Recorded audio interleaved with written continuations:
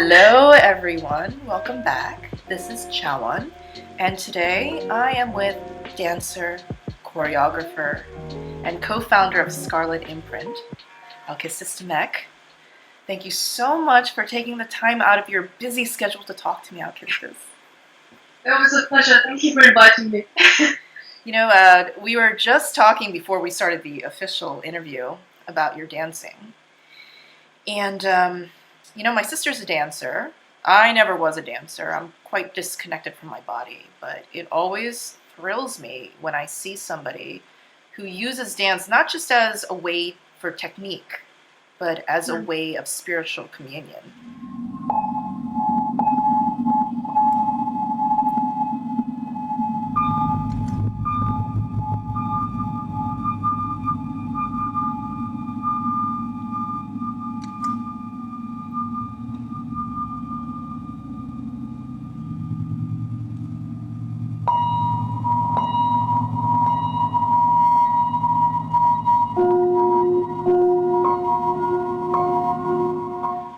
I've seen a Butoh dance many, many years ago back in New York City, and it really affected me. And I can see that Butoh affects you very much, and I wanted to know a little bit more about Butoh and your history with it. Okay, where to start? Well, I discovered Butoh when I was at university and I was studying Asian and African music, and I was very interested in the theatre and the dance of these places, so I was just in the library and reading, and I found an article, a few articles on Hijikata Tatsumi.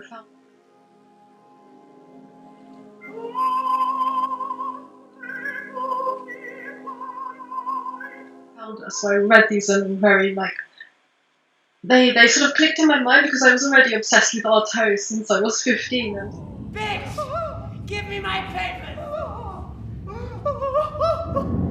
Shit! What's the matter with you?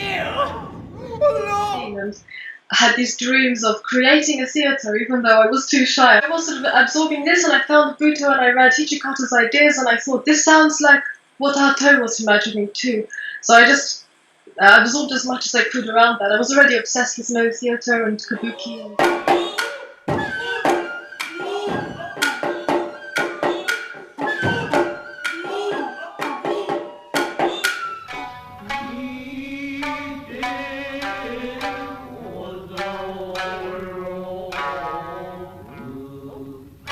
And the Cambodian and Balinese dance, all of the Southeast Asian forms were just so beautiful.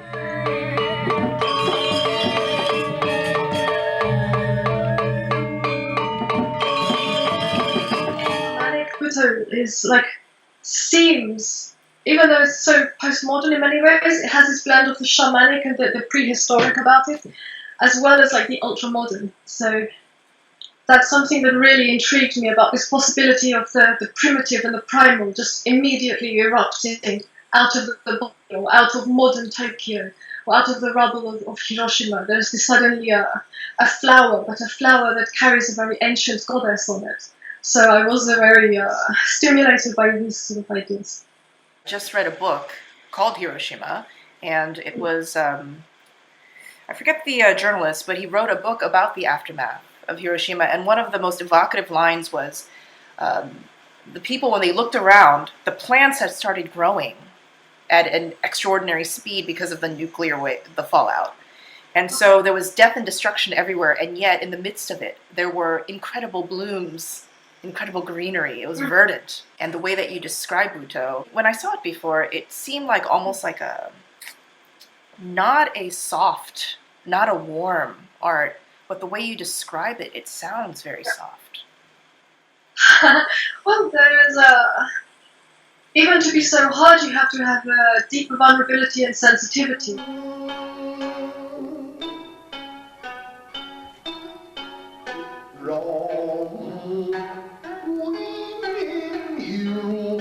You can't really be a martial artist unless you can do the softest moves. It's almost as well with Butoh that you are driven to these extreme forms, these difficult movements, because your body is so sensitive that the forces it feels, it exaggerates them. It's like a flag that carries the spirit of the wind in it. It moves and dances. And so Butoh body, it's not so much that you are imposing a series of forms on your musculature. You're actually allowing them to be inhabited by images.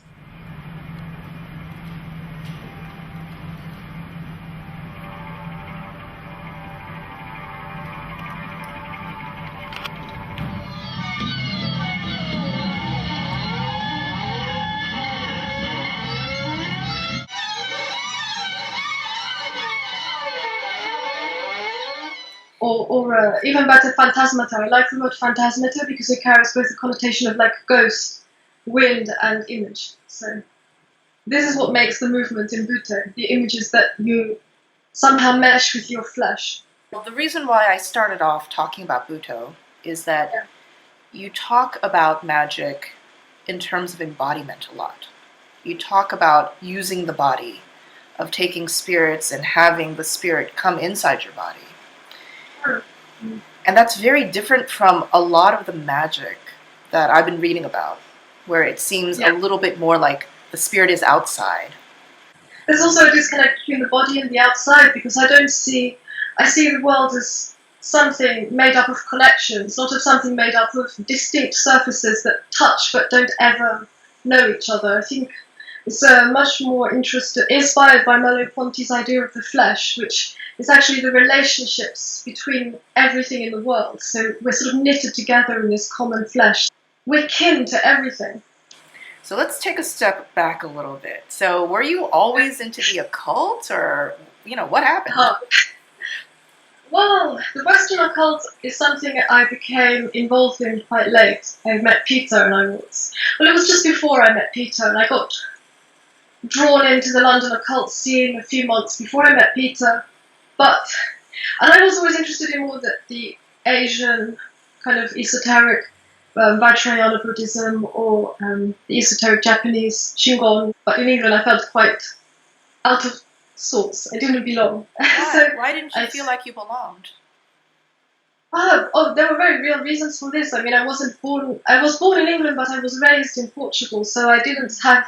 And I was raised pretty much alone, because we lived in the middle of nowhere. We lived sort of out in a little village, and so as a child I just raised myself. I was very imagining, live in my world and just talk to adults, either nature or adults. So I was when I met the children, what are they? So I came to England, I was just sort of in shock at the rigidity of people, of their thinking, of the church. I couldn't see. I was a wolf, I was completely a wolf child, and I didn't understand how they could force me to go to school or to go to church and what they were telling me. It was just, it was all very internalized in my body.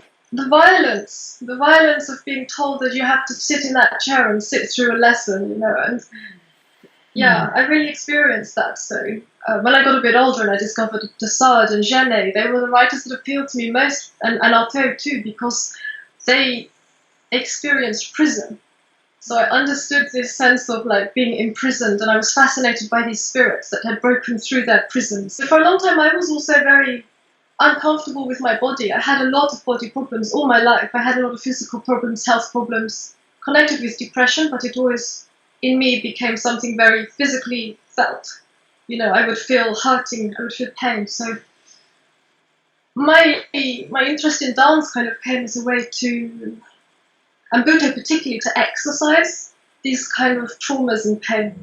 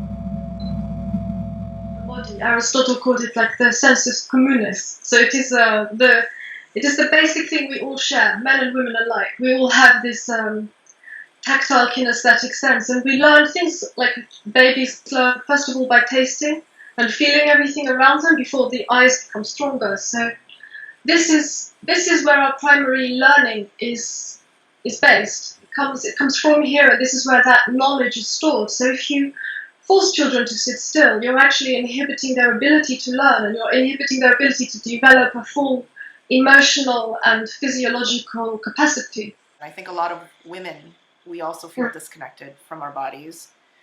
It's not safe to be in the female body. It's not safe to be in a trans body. And it's something I've observed, actually, the differences of the way men and women act in space. It's something I'm very interested in looking at for performance. This, how space carries these sort of genders almost, because men behave a certain way in space than women do, and why is that? You know, like that meme that was going around a couple of years ago, the man spread, like in public transportation, guys just like spreading their legs and taking up like a shit ton of room on the subway. Men carry themselves differently because they feel like they own space. Space is like something they have a sort of territorial right over, maybe. And women moving through this space, maybe they see as available just because they're in that space. I think women always have that sense that they are not always considered their own person in a place. They're always sort of secondary to the men in a space. I was performing, worst was in Italy, and all the dancers were female, and the mechanics and the people who were setting up, the technicians, just addressed the male musicians when they were asking technical questions about what people needed, like lighting and so on. For the dance, they didn't talk to the dancers, so we were just sort of ignored. And all of the conversation serious was happening at the level of like men talking to men. So the space was being controlled by men, and I found that that was my first sort of really sudden wake up to this, and you see it in the street as well. One of the big things that informs everything about my life is the difference between the way that I see myself and the way the world sees me.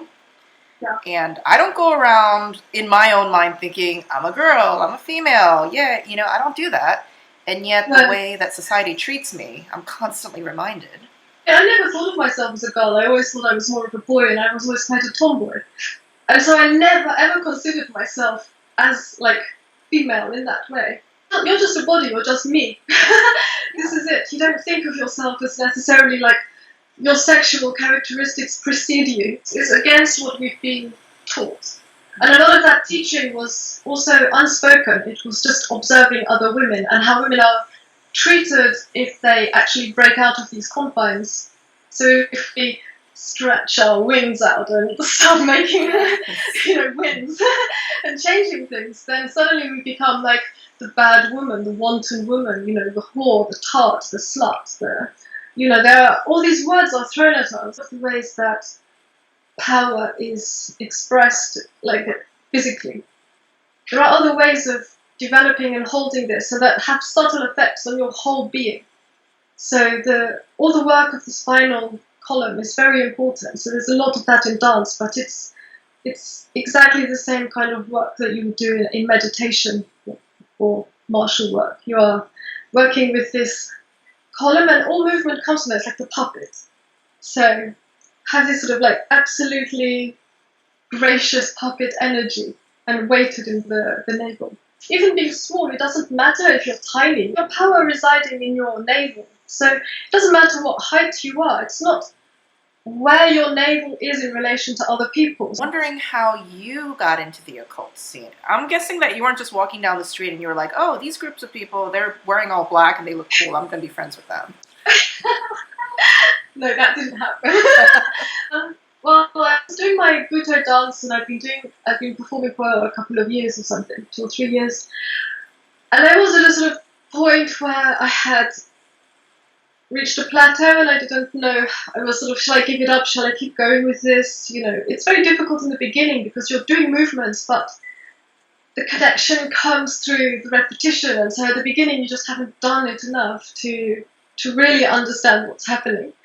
And so I was in this sort of thing, and I seen an advert saying we're looking for. I was thinking about like stopping dancing, and then I saw an advert from a theatre company called Foolish People, who were looking for a performer. And I was like, oh look, they're into like ritual performance. This is interesting. Oh, magic. This is interesting. This is sort of like, because I knew a bit about like Asian magic from being in SOAS and looking at trance and esoteric religions there. So it wasn't so far for me to look at the Western, and I did one play with her at a place called Treadwell's. We were rehearsing in London, which is an amazing magical bookshop in London. You might have heard of. You should visit if you go. And then I met Peter, kind of coincidentally. I got introduced to him through a mutual friend about the same time, and Peter was introduced to me as a ninja and a magician, and I was like, oh great, I'm just going to use this guy and have fun with him for a bit, and then like. Wait, did you say ninja? He was introduced as a ninja? Yeah, he used to practice ninjas. And I was reading a book about ninjas at the party where I met his friends. So it was like, you might like my crazy friend Pete. That's amazing. So we met on, what was it? Winter solstice, 2005. And it was, the energy was so crazy, I just couldn't sleep all night when I got back. Like, this guy had energy. And that hadn't happened to me before, except amongst people who were like super crazy martial artists who'd done a lot of weird stuff. So I kind of got intrigued, like, you have done a lot of weird stuff, haven't you? And I was also reading passages from his book, The Red Goddess. And it hadn't been published yet, we did that later, but he was giving me to read and he was finishing writing it. So that was my introduction to the occult, reading The Red Goddess and finding out who Crowley and Dee and Jack Parsons were through that, and working magically with Peter in Babylon while I was like starting to see him that first year. So yeah, that was my introduction to the Western occult. I just made this decision that I was going to really do something, and I don't know what it was, but I lived very recklessly for a number of years. So I'd been living, before I met Peter, I had spent about 7 years just being a little bit crazy and rolling dice and making sort of just exploring life, because I had been very closed and shy and quiet before. But I opened the doors and invented characters and experienced things. When I see the videos of you dancing, I wouldn't imagine you as being a shy person. When you dance, I could almost feel like your form, it feels bigger. Yeah. Oh, it's different when you perform.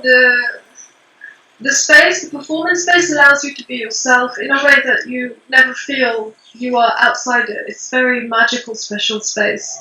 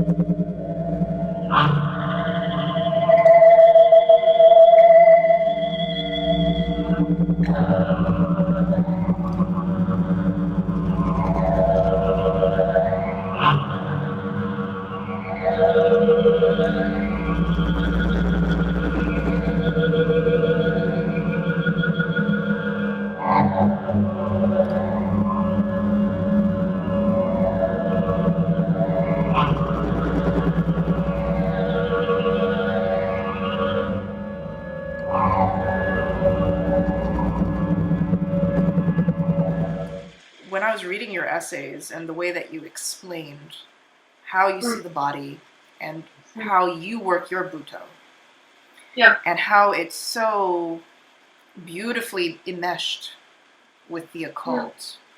Like you've taken your art and you're living it. It's not just talking about it. You're actually practicing it, living it, and discovering more about the occult through your dance, through that practice.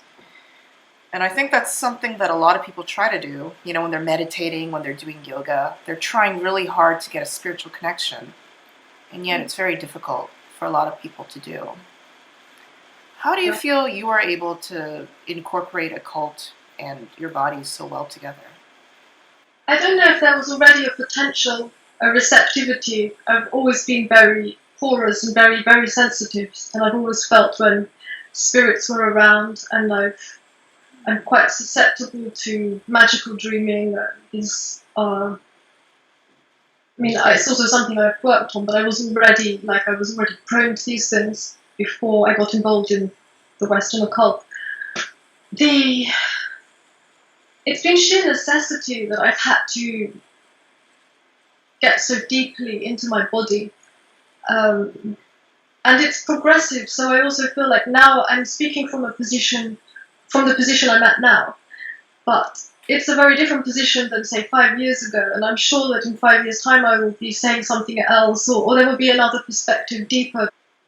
Another thing is a tendency to have to seem as though you're already perfected in the occult scene, like you are not just a student of this or something, but with the body you cannot pretend anything, so I'm just a student of this. I'm not an expert, I'm continually learning, and I'm just trying to leave some account of what I've experienced or discovered in my own process, and I think some of that does resonate with other people, and some of it maybe is very personal to me. I'm not sure what translates, but I think because we all have bodies and we all have this common experience of being in the world, that I think a lot more of it translates than doesn't, because there are points where people can start to know this sense in their own body. What is the occulted body? It's who we are. It's all of this body beneath the skin, but it's also including like the dark side of the skin as well. And so it extends into light. But all of this is somehow shielded from, well, it's not, I mean, they must see light through the skin.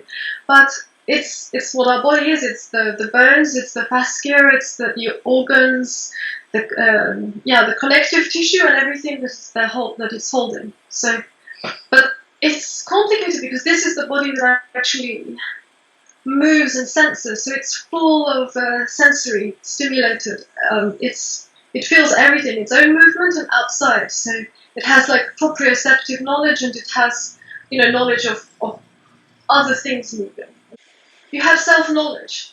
I mean, babies have this self-knowledge. This is the body you have when you're in the womb. And you're growing. It's not static. There's not like this other, and it has to stay the same. And one of the problems I have is put too much emphasis on the trauma of the body or the pain body, is that it makes it seem that, no, it's there, and that's it, and you can't change it.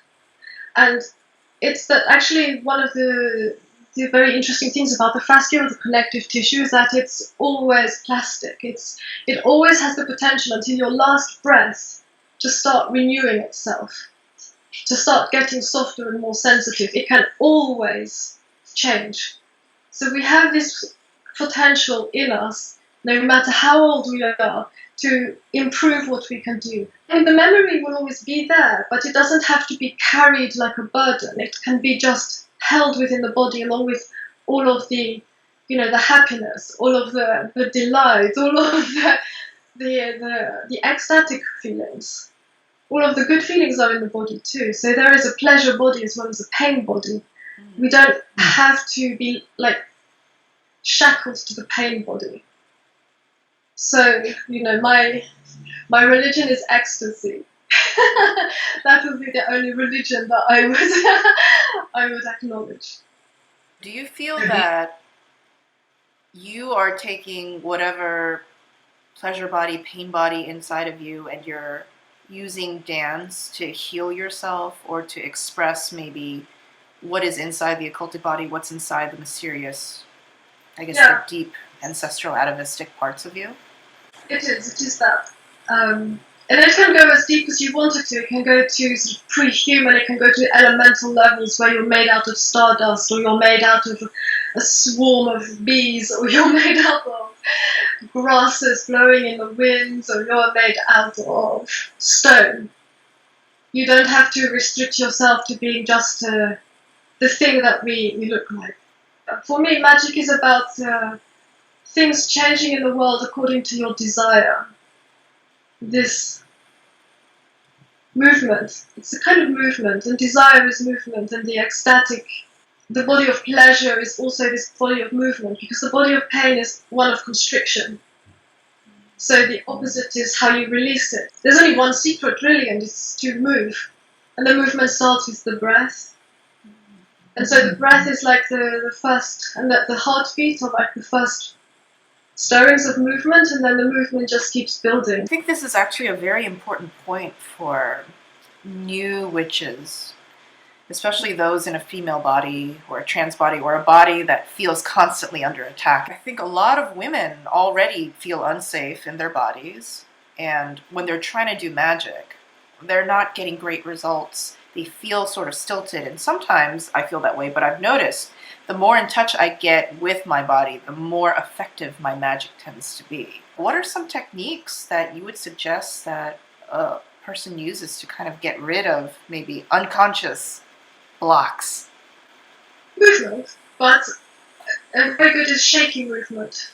Like just do shaking, but not just your hand, like your whole body. And these kind of trembling, shaking movements are very good for just like releasing hanging, like passive hanging. So if you have like a pull-up bar in your house, just like hold on with your fingers and hang from it, and just let the fascia stretch out and the spine realign itself. Orgasm, that's the other one, orgasm. So self-pleasure is a really good way to like feel better. If you have like a headache or something is bothering you or you're stressed, just orgasm. Because a lot of women are disconnected from their bodies, and also part of that disconnection too is about body image, and I know a lot of women, myself included, self-anesthetize using food, using drugs, using alcohol. How can a woman who is so disconnected from her body start to move back into her body? The real body is also your imaginary and your psyche. So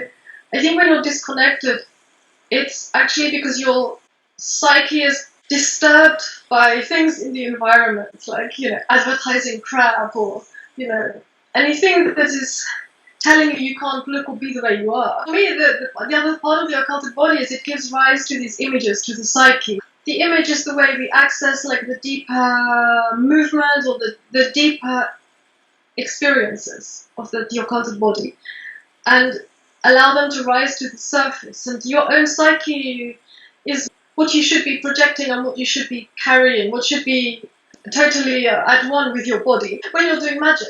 But if it's not, it's cut. And so there's like the mind, and then there's the body. And the mind isn't even your mind because it's worried about other things. It's never had a chance to exist and inhabit your body. It hasn't, like, you shut off that connection of the way your body feels from the way you look. And it really has to just grow organically out of how your body feels. And then embrace how you look, because this is who you are in the world. This is it, why inhibit your experience of like this absolutely amazing experience of being alive? Because someone said you're too short or something like that. It's like, fuck that. I am. I am. So there's this feeling of constantly being objectified as I'm walking down the street, as I'm just whatever. And this is such a universal feeling that women have. We were talking before about space being something that men feel comfortable in, but women don't feel that they own. They're always like under surveillance or under threat of some kind, being watched. But this is control, essentially, isn't it? These are just a mechanism of control, like looking and like having some criticism. It's, either the internet is doing it to us or other people is doing it to us. And speaking of things like looks, I know a lot of women, especially young women, they're really attracted to the occult because it looks cool. Let's face it, like crystals are pretty. Like Witches of Instagram, that hashtag, oh my god, it's like, it's sort of like eye porn. You're just looking through, seeing people's altars, seeing all the incense and everything like that. The occult definitely didn't look cool when I joined it, when I got involved. I think it's like these new hip witches that are like, they're the cool ones with the cool aesthetic. That's something that like younger women have created to go, I'm interested in witchcraft and I want it to look like this. So it's maybe not that they're being drawn to the aesthetic, because there are a lot of cool and cute things in the world that aren't witchcraft at all. So I imagine that what they're drawn to are the other elements that go along with at least a sort of political identification as a witch, which would be power, female empowerment, sort of a feminist, actually I have control over my body and I have control over the space and I'm dangerous. Don't mess with me. So maybe they're more attracted to on a psychological level, at least, this iconography of witchcraft and of being able to be effective in the world, because it's actually about you're drawn on some deeper level to what it means to be a witch, what a witch has. What does a witch have? A witch has power. A witch has autonomy. She is her own woman. She doesn't belong to a man, she doesn't answer to a man, and she can be effective in the world through means which are both occult and also natural, supernatural and natural. Magic can be nurturing. It's a place for people who feel as though they are not protected by society, that they are marginal voices. I think that's incredible that something like the occult, something like witchcraft, is a place for maybe like a teenage trans kid who's just like, I don't relate to the kids in my small town. I feel as though they're teasing me, they're bullying me, and I feel as though mundane means talking to the principal, doesn't understand. Talking to my parents, I don't understand. But I feel as though I can do a candle spell and I can take back some of that power. I think that's incredible. It's definitely like answering a need, which is one of the characteristics of witchcraft, is it's done by people who have needs. It's not like a hobby. It's done for reasons, like for necessity. There's a sort of a point where you have to act. Ooh.